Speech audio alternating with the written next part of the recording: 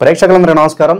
ఈ రోజు మన స్టూడియోలో దైవాజ్ఞ బ్రహ్మశ్రీ వీరాపురం సుబ్రహ్మణ్య స్వామి గారు మనతో ఉన్నారు. గురుగారితో మాట్లాడేద్దాం. నమస్కారం గురుగారు. శుభాశీస్సులు అండి. గురుగారు, జూలై మాసంలో మిథున్ రాశి వారి పరిస్థితి ఓవరాల్గా ఏ విధంగా ఉండిపోతుంది? పాజిటివ్గా ఉంటుందంటారా, నెగిటివ్గా ఉంటుందంటారా? ఎలాంటి జాగ్రత్తలు తీసుకోవాలి ఓవరాల్గా ఈ ఆషాఢ మాసం?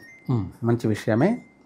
మనం మిథున రాశి వారికి ఈ యొక్క జూలై నెల ఆషాఢ మాసం అనేది మొదటి వారంలో కొంచెం ఒడిదుడుకులు ఉంటాయి. మొదటి వారం అంటే ఒక మాట చెప్పాలంటే మొదటి భాగం అనుకోండి, 15 రోజులు కొంత మధ్య రకంగా ఉంటుంది, మిశ్రమ ఫలితాలు ఉంటాయి.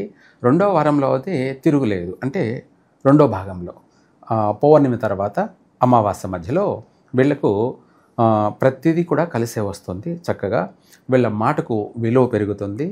ఎక్కడ ఏది మాట్లాడినా ఆ మాటకు అన్ని పనులు కూడా అయ్యే అవకాశం ఉంది. అంటే ఒక మాటలో చెప్పాలంటే వీళ్ళకు సర్వకార్య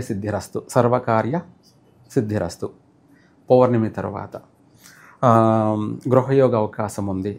అందులోనే మూడం కూడా అయిపోతుంది కాబట్టి గృహయోగ అవకాశాలు ఉన్నాయి. వాహన సౌఖ్యం ఉంది. అలాగే మంచి వ్యాపార అభివృద్ధి జరిగే అవకాశం ఉంది. లేదంటే నూతన వ్యాపారాలు ప్రారంభం చేసే అవకాశాలు ఉన్నాయి. అలాగే ఒకవేళ విదేశాలకు వెళ్ళాలి అనే ప్రయత్నం చేసుకునే వాళ్ళు ఆషాఢ మాసంలో జూలై నెలలో పౌర్ణమి తర్వాత, అంటే ఆషాఢ పౌర్ణమి తర్వాత అమావాస్య మధ్యలో ప్రయాణాన్ని కొనసాగించవచ్చు. అంటే తిరుగు ఉండదన్నమాట. పోయిన పని దిగ్విజయంగా వాళ్ళు అక్కడ స్థిరపడడం కానీ, అక్కడ బాగా వాళ్ళు మనశ్శాంతిగా ప్రశాంతంగా పోయిన పని చేసుకొని సాధించుకొని రావడం కానీ, లేదా అక్కడే స్థిరపడే అవకాశాలు కూడా ఉంటాయి. ఈ మిథున రాశి వారికి అన్ని రంగాల వారికి కూడా పర్వాలేదు. అయితే మొదటి భాగంలో అంటే రేపు మనకి అమావాస్య నుంచి పౌర్ణమి వరకు మిశ్రమ ఫలితాలు. ఆరోగ్యపరంగా ఎలా ఉంటుంది గురుగారు? ఆరోగ్యపరమైనటువంటి విషయాల్లోకి వచ్చేటప్పటికి ఈ మిథున రాశి వారికి కాస్త నరాల యొక్క సమస్యలు ఉంటాయి.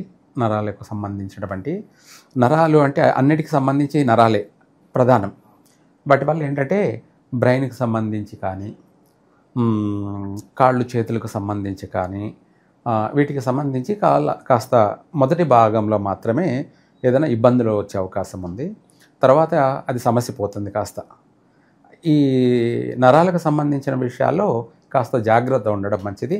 ఇంకా చెప్పాలంటే వీటి గురించి ఏ సమస్య లేకుండా ఉండడానికి కుంకుమ పువ్వుని రాత్రి పనుకునేటప్పుడు రాత్రి వేళ వేడి నీళ్ళల్లో కొంచెం కుంకుమ పువ్వు వేసుకొని తాగి పనుకున్నట్టయితే వీళ్ళకు ఆ రాత్రి అంతా కూడా ఆరోగ్యపరంగా రక్తం అనేది శుభ్రత కావడం వల్ల ఎటువంటి అనారోగ్య సమస్యలు ఉండవు. చక్కగా బాగుంటుంది, కలిసి వస్తుంది కూడాను. ఇంకా దాంతోపాటు ఈ మిథున రాశి వాళ్ళు ఈ ప్రథమార్థంలో మొదటి భాగంలో వీలైనంత వరకు లక్ష్మీదేవిని 108 మందార పూలతోటి మంగళవారం కానీ, ఆదివారం కానీ, లేదా శుక్రవారం కానీ ఈ 3 రోజుల్లో 108 పూలతోటి అమ్మవారికి, లక్ష్మీదేవికి అష్టోత్తరం చేసుకోవడం, వాళ్ళే స్వయంగా చేసుకోవడం కానీ, లేదంటే గుడికి వెళ్ళి మందార పూలతో 108 పూలతో అష్టోత్తరం జరిపించడం కానీ చేసినట్టయితే తిరుగులేదు. అన్నింటా విజయమే, సక్సెస్ అవుతారు. ఏ పని అయితే చేయాలి అనుకుంటున్నారో ఆ పని ఆటంకం లేకుండా దిగ్విజయంగా సంపూర్ణంగా నెరవేరుతుంది. ఓకే, కొత్త వ్యక్తులు ఎవరైనా పరిచయం అయితే వాళ్ళతో వీళ్ళ నెట్వర్క్ కానీ, సర్కిల్ కానీ ఎలా ఉండాలి గురుగారు? అందులో కాస్త ఆచితూచి ఆలోచించి చేయాలి. తర్వాత ఇంకా చెప్పాలి అంటే మిథున రాశి వాళ్ళు ధనుసు రాశి వాళ్ళతోటి, ఈ మిథున రాశి వాళ్ళు కూడా ధనుసు రాశి వాళ్ళతో ఎటువంటి పార్ట్నర్షిప్ పనికిరాదు. అంటే కొత్త పరిచయ వ్యక్తులు కావచ్చు, ధనుసు రాశి వాళ్ళని వీళ్ళకు కలిసి రాదు, నమ్మవద్దు. అంటే మిథున రాశి వాళ్ళకి ధనుసు రాశి వాళ్ళు అనుకూలం కాదనమాట. అందువల్ల వీళ్ళకే నష్టం జరిగే అవకాశం ఉంది. ఎవరికి? మిథున రాశి వాళ్ళకి. అందుకనేసి జీవిత భాగస్వామి అయినా సరే, ఏదైనా ఫ్రెండ్షిప్ అయినా సరే, లేదంటే మనం బిజినెస్ పరంగా పార్ట్నర్షిప్ కలుపుకొని వాళ్ళతో కలిసి చేయాలి అనుకున్నా సరే, ఇవి ఏదైనా సరే వాళ్ళని నమ్మి ఏదైనా సొమ్ము ఇవ్వడం కానీ, మధ్యవర్తిగా మీడియేటర్గా వ్యవహరించడాలు కానీ ఇటువంటివేవి చేయకూడదు. కలిసి రాదు, వీళ్లకు నష్టం జరిగే అవకాశమే ఉంది. ఎవరికి? మిథున రాశి. మిథున రాశి వాళ్ళకి. ఆ తర్వాత మాసాలలో చూసుకుంటే ఈ రాశి వారికి ఆషాఢ మాసమే. ఏంటి ఇక్కడ మనం చెప్తుంది, మిథున రాశి వారికి జూలైలో 2 విధాలుగా అన్నాం. ఏమిటి? మొదట భాగంలో మిశ్రమ ఫలితం ఉంది. అలాగే రెండవ భాగంలో అంటే పౌర్ణమి నుంచి అమావాస్య వరకు చాలా బాగుంది అని చెప్పాం. ఏదైనా చేయొచ్చని ప్రారంభం. అంటే గ్రహస్థితి రీత్యా చాలా బాగుంది రెండో భాగంలో.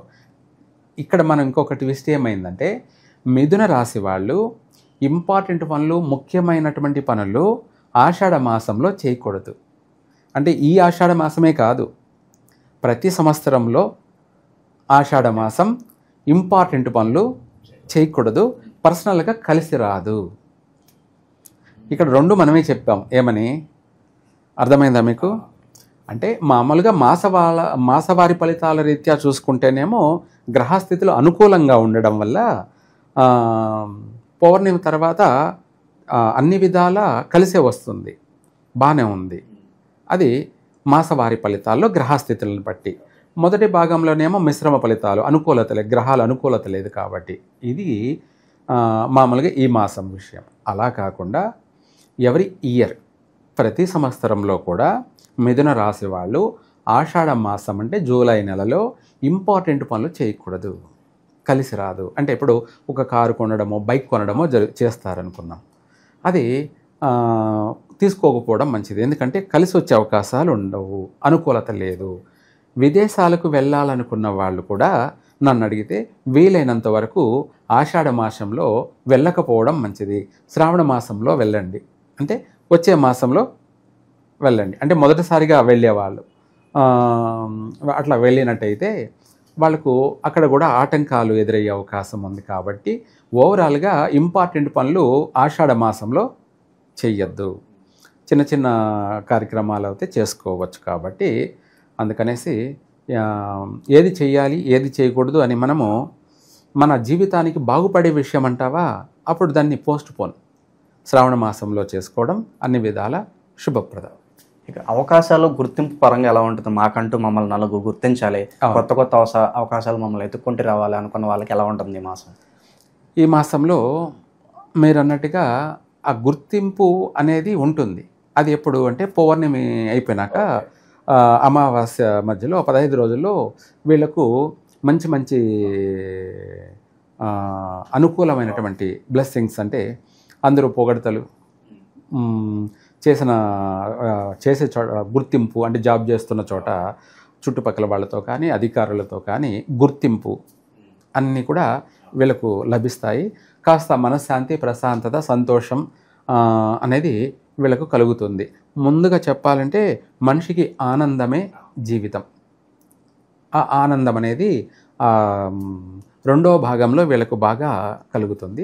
అయితే ఈ ఒడిదుడుకులన్నింటినీ కూడా పరిష్కారం చేసుకోవడానికి ఈ మిథున రాశి వాళ్ళు వీలైనంత వరకు కూడా గణపతిని, మనకు ఇక్కడ అభయ గణపతి అంటే రెండు విధాలు ఉంటుంది. గణపతి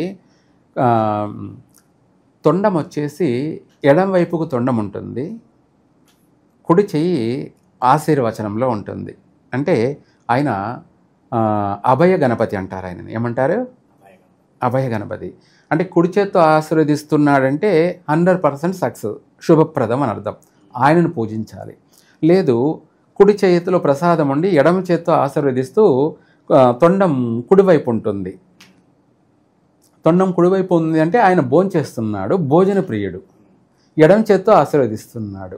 ఎడమ చేత్తో ఆశీర్వదిస్తున్నాడు అంటే అది కావచ్చు, కాకపోవచ్చు. ఎవరినైనా మనం ఎడమ చేత్తో ఆశీర్వదిస్తే ఏమంటారు? అరుస్తారు. ఎడమ చేత్తో ఆశీర్వదిస్తున్నావు నువ్వేమి అని అంటారు. అట్లాగా దేవుడైనా అంతే. ఈ వీళ్ళు అభయ గణపతిని ఆరాధించాలి, పూజించాలి. అది ఆదివారం కానీ బుధవారం కానీ సూర్యోదయం అయినప్పుడు కానీ లేదంటే సాయంత్రం సమయంలో గోధూలి సమయంలో కానీ వెళ్ళి చేసినట్టయితే వీళ్ళు అనుకున్న ఎంత పెద్ద పని అయినా సరే సక్సెస్ అవుతుంది, తిరుగులేదు, కలిసి వస్తుంది. 10,000 ఆటంకాలని కూడా పరిష్కారం అనేది జరుగుతుంది.